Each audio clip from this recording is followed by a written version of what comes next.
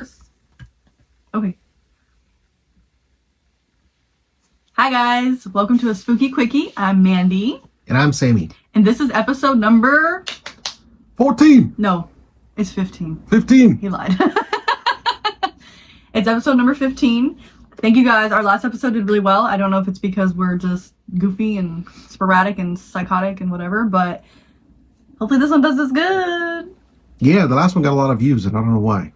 Did y'all like Sammy's story? I don't know. I don't know, maybe the story, but it wasn't my review, because the review was terrible. The Night Gate is good, and I think it was fine. He's hard on himself. I'm not a very good speaker, but I did try to explain the Ninth Gate, so. So anyway, today, we are going to talk about a new movie that just came out. So if you want to skip it, we are going to be talking about Bring Her Back. Dun, dun, dun. And just a heads up, we are going to spoil the movie. Yeah. So we'll give a few seconds. We're going to spoil it. Yeah. Sorry. if you don't want to have it spoiled, if you want to go watch it, come watch this after. We'll break things down. You probably will have questions. Yeah. Just, again, we're going to spoil it. Some of our earlier episodes, we were like, we're not going to spoil. So we're just going to try to keep it spoiler free. But that's boring. We're going to spoil the hell out of this. So let's hop to it. This movie just came out, like 2 weeks ago or something? Yeah. Like officially out, I think last week, right? It was Monsterpalooza weekend, so May 30th, Yeah. I believe. So it's directed by the Philippou brothers. Philippou, Danny and Michael It's a Philippou. Greek name. I'm not sure if Philippou, that's proper. Yeah, and they're obviously known for Talk to Me. Yes. That was their first major film, I I'm believe. pretty sure, yeah. They were into like YouTube stuff. But that movie set off something great. So when this one, we started seeing previews, we were like, I'm so excited. Yay, is it going to tie into Talk to Me? And I know they even mentioned a Talk to Me 2 before this movie came out. So we were super stoked about that. And then all of a sudden this movie came out and we're like, whatever, it's still by them. So it's got to be good, right? Yeah. A few months after Talk to Me was released, A24, I will say that A24 put out both Talk to Me and Bring Her Back. Yeah. But a few weeks after Talk to Me, they started promoting Talk to Me Part 2. So we thought Bring Her Back was going to be connected. And I guess that's the first spoiler there. That is not connected.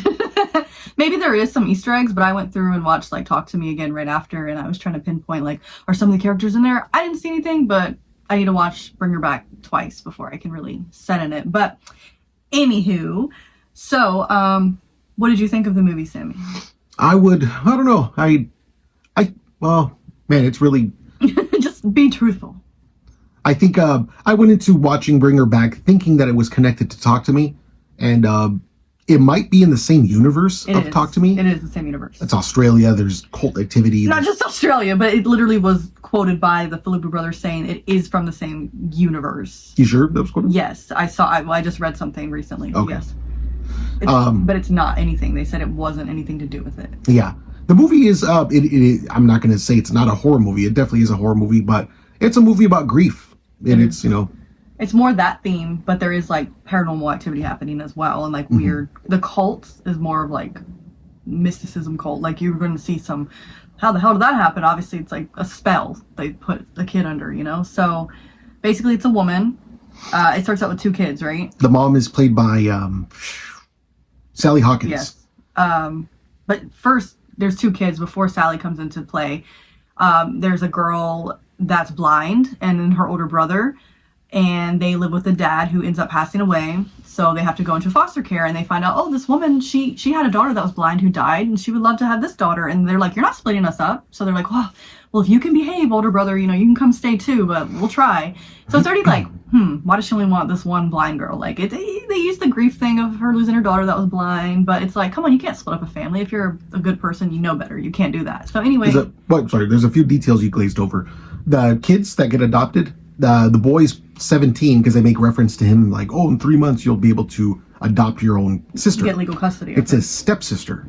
Because it says her mom and his dad were together. Yeah. And they were living. It doesn't really go into much about the mom, I don't think. No. I don't know if she passed away or abandoned her or what, but the little boy and her live with the dad who ends up dying in the shower. And then you find out like a little bit of history, but not enough. Yeah. I wanted more. Then the stepsister is about, 15, I'd say? Yeah, about 15 probably. Yeah. So they're teenagers, and the brother, sister? No, the mom. What mom? Or the new foster mom. The woman that said, I'll take the blind girl. Okay, bring the brother too. So they end up going there. Yeah, Sally. Sally Hawkins. We forgot her character's name, I'm sorry. But she used to work for the social services, like kid department, and that's why they kind of go with her, because she's now adopting kids, so they think she's a good lady. She's trusted. She's a trusted lady. Yeah. But when we first meet Sally Hawkins, that character, you quickly find out she's a nut. Something's wrong with her. She's like, ooh, very spazzy. There's some taxidermy in her house. Her dead dog, and then she's like, pet him. Oh, he's fake, because she's messing with the little girl because she's blind, and she's like, rah, rah, rah, and they're like, oh, and the brother's like, it's fake, it's okay. Like he's already like, nah, red flag. The brother knows this lady's a nut, but he's just being patient for 3 months, right? Yeah. But the stepsister, I'm traumatized from losing her father, and they kind of do flashbacks. They show flashbacks of the dad falling in the shower. And they showed that the stepsister kind of gives him CPR. She's blind, and she walks in, and the brother froze once he saw his dad. He froze up, and then she's on the floor, and he like obviously puked out when he fell or something. There's like gunk all over the face, but the little girl was trying to revive him by her hands trying to feel his face, and then that's a pretty messed up scene. It's pretty sad. Very traumatic, yeah. So it's for the first part of the movie, I would say it just kind of follows it's not too eventful. Moving into this new lady's house, getting equipped with her layout of the land, her rules, and then all of a sudden this little boy walks in, and she's like, oh, don't worry about him, he doesn't talk, he's mute, chosen to be mute since the death of my daughter, and so you can't talk to this kid, but he looks weird, and he has, this like red strawberry thing here, and you're like, what's up with him? What happened to him? Yeah, doesn't speak, and he's just very quiet. He just kind of like stares at them blankly. His name is Ollie. So the older brother, the 17-year-old that just moved in, he has a phone, and he's texting in his room. He gets this little crappy room. The little girl has a cute room, and he has this little cupboard in the wall, but it's fine. He's cool. And he's texting, I don't know if a girlfriend or a friend or something. And he's like, yeah, this little bastard is weird. He's what do you say? He's fucking weird or something. And then the mom comes in, and she's just like, oh, how do you like your room? How do you like everything? Is everything good? And then he turns around, and like she grabs the phone, right? And she's like, oh, Ollie's fucking weird. And like she gets upset, and he's like, damn it, I already done made a bad impression. He's a teenager, and the kid was weird. So I think, we're not going to break down the entire movie, but we're essentially just going to give like the meat and potatoes, so to speak. Introducing the characters, and then we'll just pop into it. So what happens after that, So in the trailer, we see a lot of Ollie, the little boy with the eye thing. The eye thing. So with what's going on there, I will say that a lot of people were saying that it's, they stole Pet Sematary. They stole the idea of that movie. And I will say, it's similar, but I don't think they stole it. It's not something that died and you bury it and it comes to life from a Native American burial ground. That's not the premise here. This is a cult. In the beginning, it shows a clip of a videotape from a cult with another person that has that same red mark under their eye. And you don't understand what's going on, but someone's getting eaten. Something's getting puked into a mouth of another person. And you're like, what in the hell? Later, you find out that the woman that adopted them has these tapes. She's also maybe not part of the cult, but at least trying to do what the cult was doing. So it's implied that she somehow gets these tapes, and she's following a ritual, essentially, that is where she's trying to get her daughter back. Bring her back. She's trying to get her soul back, placed into the adopted daughter's blind body. Girl, yeah. That's what she's trying to do. And the little boy, Ollie, is essentially a conduit. He's the vessel that you need in between. She's like starving him and stuff, and she's doing all these spells to him. She's trying to get him to get the body of the her deceased daughter, which is frozen in her back house, by the way. She kept it. That was disturbing, yeah. Like a little 14, 15-year-old little girl that drowned in a pool. Yeah, so she drowned. She put her like in a big ice box. So she's there, but Ollie is essentially, it doesn't really explain what she's doing to him exactly, but it's just... Well, she's following the rituals on the tape, so I'm not sure how she initially began it, but she kidnapped this kid, and there's a point when he is like kind of coming out of it and he can't talk, but the boy gives him a pen, the older boy, and is like, here, I don't know what you're saying, so write something. And he wrote Bird. Later, you find out his last name's Bird, and he's been a kidnapped kid for some time. So this woman kidnapped him knowing, I need somebody, I don't care who it is, but she could fight a kid, right? If he started fighting with her instead of a grown-ass adult. Kidnaps a child, you're going to go to my daughter, and then you're going to take her soul, and you're going to put it into this new girl that I have. So it's like a process, I guess, and she has to build up to his perfect timing. So when she gets the little girl there, she already has, like, a lot of shit goes down in between. They're fighting. She's trying to make it look like the older boy's crazy because she wants him out of there. She doesn't want him stopping her process because she wants her daughter's soul to go into the new little girl, which obviously the brother's not going to allow, right? That's his sister. So that's the process with Ollie. He's, like you said, the conduit. He has to, I'm just going to say it. You're here ruining it anyway. He has to eat the girl, the dead girl, the daughter, the original daughter that died. I forgot her name was Nancy, Tracy. I don't know. But he has to eat her. And then he has to puke her up into the new girl, the new blind girl that she just adopted, into her mouth, and her soul will be in there. But she also, the little girl, has to die the same way. So she'll take her into a pool, like her daughter drowned, kill the little girl, and then like the puke session's supposed to happen and her soul goes in there, and then she comes back with the dead daughter's soul in the new alive daughter's body. That's essentially what the ritual is. Yeah, it's disturbing. There's some very disturbing scenes. So Ollie's essentially getting starved. And when he eats everything, by the way. He's starving. Like, he will eat wood. So Sally Hawkins takes off with her new adopted daughter, and her the adopted daughter's stepbrother is at the house with Ollie. And that's when, Mandy referred to, like, hey, if you're not going to say nothing, just write something. And he writes the word bird. By the way, the mom does keep him locked in a room, but the boy was like, oh, what the hell are you locked in there for? And he pops the door open. That's when he comes out. And he's like, write something, come on. And he turns around, he writes something. He writes the word bird. Then he gets a knife and he, like, shoves it in his mouth. And well, the brother's cutting fruit, and then he, like, puts the knife, like, here, grab this. And then he grabs the knife. He's like, hey, be careful, be careful. And then for some reason the brother says, let me turn around right now, right? Yeah. And he turns back around, and then what's happening with the knife? Yeah, he puts it in his mouth and it chips his teeth, and he's, like, cutting his gums with it. It's very brutal. Yeah, it's... Then he starts to eat the kitchen counter, which is, like, made out of wood. He's like, he's cracking his teeth. That's a crazy part. He's starving because that's what he's supposed to be. Whatever demon vessel thing he is, he needs to know how to eat. But he's supposed to only eat what she tells him. But he's starving. That's what's happening to his body. But before, anything else happens, the brother gets scared, right? And he's like, damn, I gotta take you to the hospital. Mind you, this boy's not allowed to leave the house. You'll see this big circle, looks like salt, right? He's not supposed to go out of the circle. So remember, he takes him, trying to get him to the ambulance, or to get him in the car to take him. And then all of a sudden the boy starts, like, convulsing, and he's like, ah, and then he starts talking, he says something. And then the mom shows up and she's like, what is he doing out of the house? No, get inside. She's like, we gotta take him to the hospital. And the brother's already so traumatized. But then the lady gets him back inside, right? Yeah, being that he left the circle, the spell was broken, so he can now speak. He's coming back. He's remembering as a boy, I'm sure. Yeah. Then, but yeah, the mom gets there at the perfect timing. Yeah, takes him in her room. Yeah. But the movie's filled with a lot of little scary scenes too. Like Sally Hawkins is giving Ollie a bath, and he's just the little boy did a really good job acting. He just has a really scary look to him. Yeah. But she looks away for a quick second, and she looks in a mirror, like a reflection of the mirror, and you could see a demon in the reflection. Yeah, like it wasn't him anymore. Like whatever that thing is that she was creating, it was there. No, I'm sorry. Yeah, I was just gonna say it is a demon that she's conjuring to do this work. It's a soul eater, basically, if you've ever heard of that concept. But then there's another scene where he's talking about where she looks out, Ollie's outside, and the brother's like, what the hell have you done to Ollie? And like you look through the window and it's raining, and all of a sudden you see these little horns pop up really quick, but it's very distorted because of the rain. But you're like, damn, it is like some evil thing. Yeah. So definitely a lot of creepy scenes. It's very sad. Yeah. For anybody that has lost someone that's very close to them, be cautious, because they capture that really well. The feelings of grief and wanting desperately to get that person back and doing anything it would take to get them back. Yeah. There's multiple deaths in here that are grief-ridden and just like really uncomfortable and strange, even with the mom at the funeral. It's just very odd. So if you're not good with that, this movie might not be for you, because there's a lot of death and grief. Yeah, actually, that's maybe a scene worth talking about. There's a scene where she takes the kids to their dad's funeral. Yeah, she takes the boys. And as someone who has lost someone very close to them, he doesn't want to look at his dad in the casket. And she's like, no, look at him. And he is kind of forced to look, and she's like, kiss him.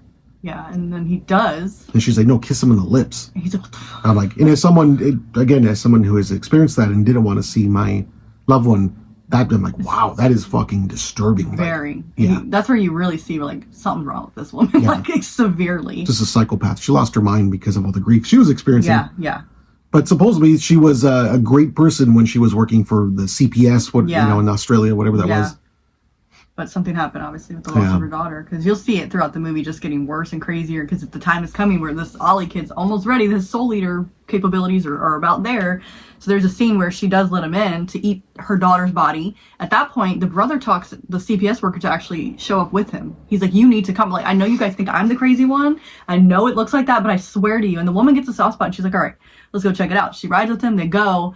And she meets the woman inside. She's like, I'm so sorry to disturb you. But then she starts talking to her, and she's like, wait, what have you done? Because she mentioned something about, I found a way, my daughter, to bring her back. Well, she started bleeding. Yeah, well, she's like, you're bleeding. And then that's when it gets into, she's like, wait, I found a way. I'm going to get my daughter or something. And the woman's like, what the hell? And then the boy comes in. He's like, you need to come out here now. And then they go into the little shed area.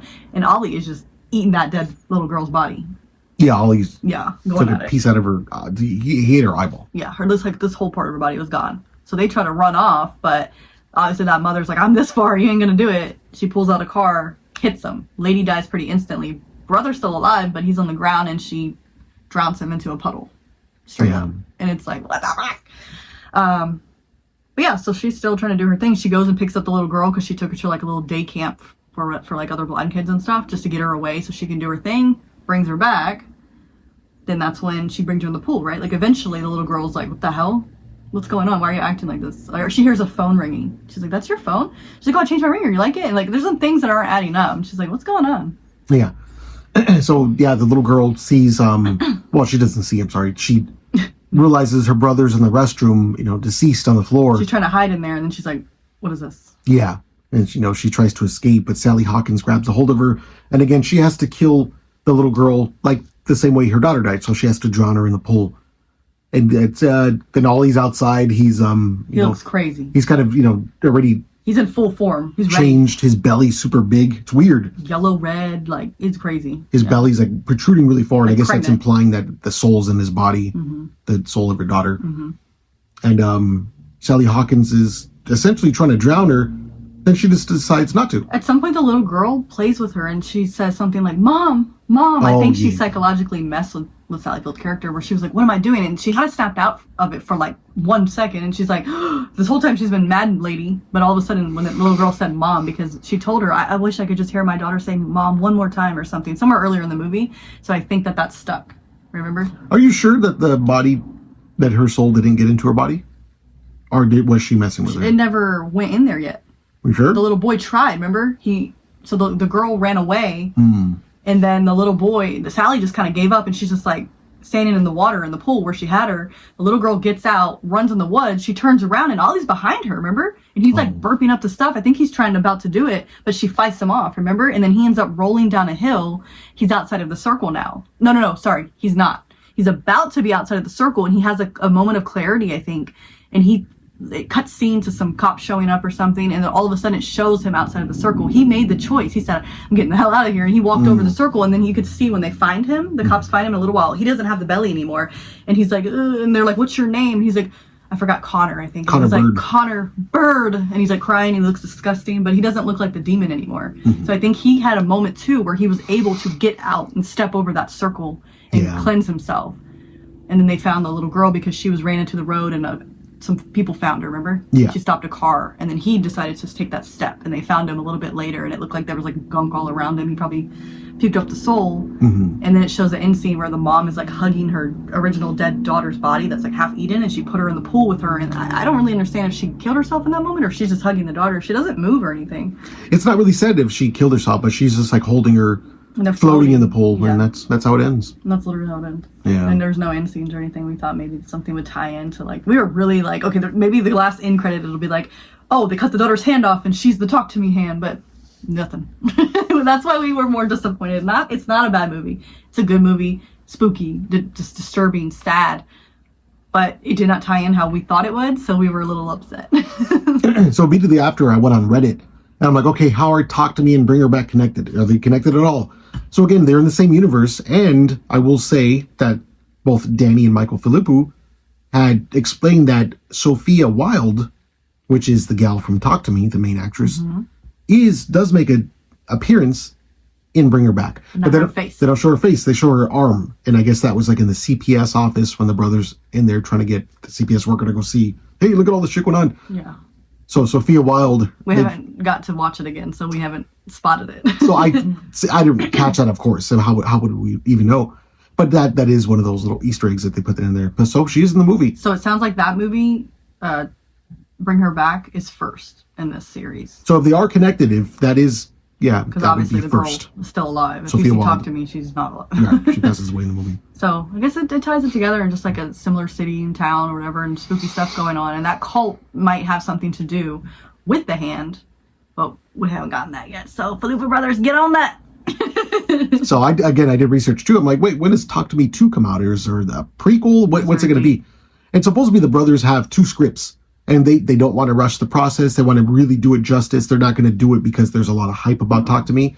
They're going to do it the right way. So I'm like, okay, cool. I accept that. Yeah. I again was let down because I thought this was a prequel to Talk to Me. Yeah. it is not. We even asked people that's seen it before, and a couple people were like, "Oh, I'll just have to let you see." You guys just told us, "Oh no, I don't think so." Yeah, we see one of our buddies and they saw a screener of it. I'm like, hey, only question, are they connected? And she's like, you'll see. And I'm like, just tell us no. Because now we went in, when I hear something about you'll see, I feel like that's a yes. Like for sure that's a yes, but I can't tell you because I don't want to give it away. So when someone said that, we had, I think, at least 2 people say something similar like that, where I was like, dude, you guys lied. But it was really good. But I do like Talk to Me Better. What about you? Yeah. Can you compare the 2 movies? I guess, again, they're in the same universe. They have the same vibe where the Philippa brothers have their touch. Australian occult. Yeah, a little, the visual, the cinematography, something was similar. Yeah. But yeah. I much prefer Talk to Me. I believe Talk to Me was, in my opinion, one of the scariest movies I've seen. That movie's so good. And we just watched it again last night. Yeah. But I want to watch Bring Her Back again, like maybe at home, and I can kind of like pause it and stuff. I want to see stuff. Mm-hmm. But good movie. Yeah, Bring Her Back is almost like a family drama in the sense like Hereditary. Hereditary is a fammy drama. With a bunch of messed up shit on top. But Hereditary is scarier, in my opinion. Mm-hmm. So, another A24 movie if you haven't seen it. Yeah. But overall, it's good. It's not bad. Mm-hmm. So we had a friend actually reach out for a story because none of you guys ever send us stories. So this time we have a paranormal story, which is awesome. So I'm going to go ahead and read what he wrote me. He said, my UFO encounter happened in an extremely unexpected location. Usually one imagines that a UFO sighting might occur in the desert or high on top of a mountain under a celestial night sky. Mine happened in the city of Whittier, California at around 7:30 when the sun's steadily making its way down the horizon line. Whittier is a heavily populated suburb town within LA. I was about 11 years old at the time. My mother and I were casually driving up Whittier Boulevard like we had done countless times before. However, on this day, we accelerated past an intersection. At the top right of the sky, I was sitting in the passenger seat, I saw a huge stationary ball of amber-colored light beaming. It reminded me of a miniature sun. So shocked at this visual, I hopped into the back seat trying to get another glimpse of what I had just seen. I crawled back into the passenger seat and sat there trying to register what I had just witnessed. I slowly turned to my mother, and as doing so, she slowly turned towards me. We looked at each other, into each other's eyes with a kind of oh my gosh, I am so sorry, you guys. Each other's eyes with a kind of reflected, bewildered expression. At the same time, we simultaneously said, did you see that? Of course, at this revelation that we both had experienced the same phenomena completely maximized our astonishment.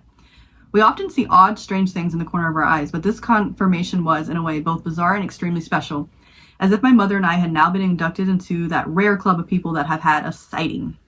Just recently, last year, I was on the phone talking about such subject matter, and to my shock, I was told by my friend's mother that she had seen the same sphere the same year around the same time, and that her son saw it as well. They also lived in Whittier. As you can imagine, that totally blew my mind. Anyone could see these things, even Tom Mariah's sister from Slayer, who I was speaking with.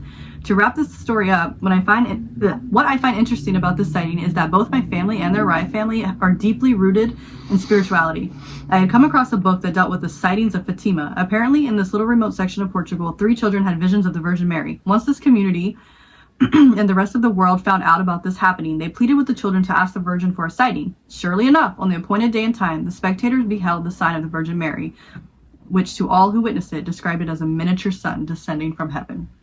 It's a cool story because it's like right here around the corner in Whittier. Fucking Dylan's a great writer, huh? Yes. Dylan, we're working on something cool with him, so he's good. Yeah.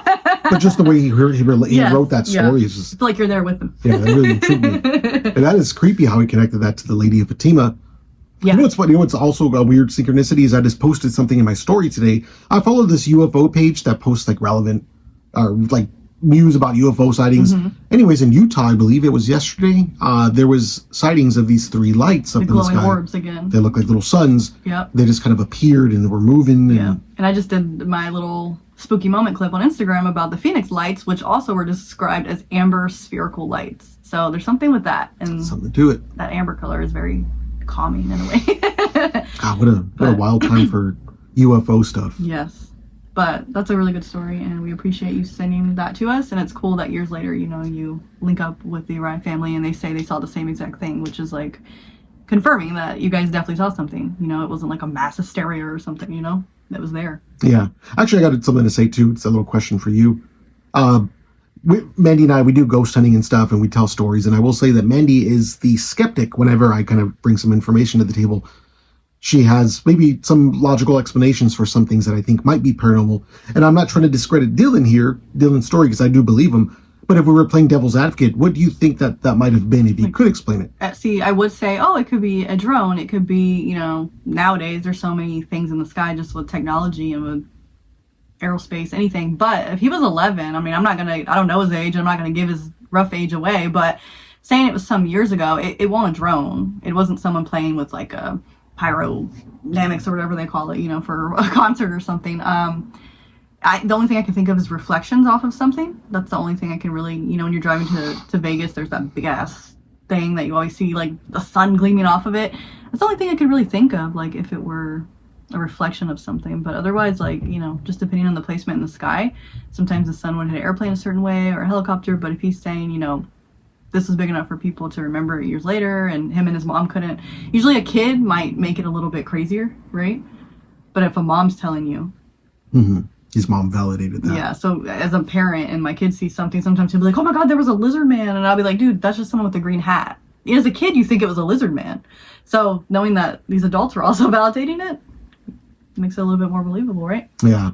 I had to ask it. I like to play devil's advocate sometimes when you're to steel man. Sometimes things are not what they appear. But if you had known Dylan's a straight guy. He doesn't he's not a BSer. Yeah. So he saw it, and his mom saw it, and other people saw it. And there's other accounts of it to this day from back in the 50s even, like that or 40s even, similar spherical lights. I don't know. But that's spooky. Jumping into events, this weekend I will be popped up for one of the days at Little Shop of Hairdos, which is in Upland. And if you ever want to get your hair done there, just go there because it's awesome any day. But they do the Lemon Festival in Upland. So if you guys just want to head out Friday, Saturday, Sunday, I will be there Saturday in the Little Shop of Hairdos vending. They're just super cool and awesome. And then Sammy and I both will be vending at the Halloween Depot, which is located in Southgate. That's a 2-day event, the 28th and 29th. They're going to have, who are the people that are coming in? The voice of Ghostface. Roger Jackson. Oh my gosh. And they're doing, Heather Langenkamp. And I'm like, what was her last name? Yeah, they're on Elm Street. Yes. So if you guys can come out that day, it's free to come in. It's their really cool Halloween store, and they're going to have a few vendors pop up, and then these people doing guest signings. Really quick, what days are they going to be there? So Saturday? 28th and 29th. No. Oh, for the people? Yeah.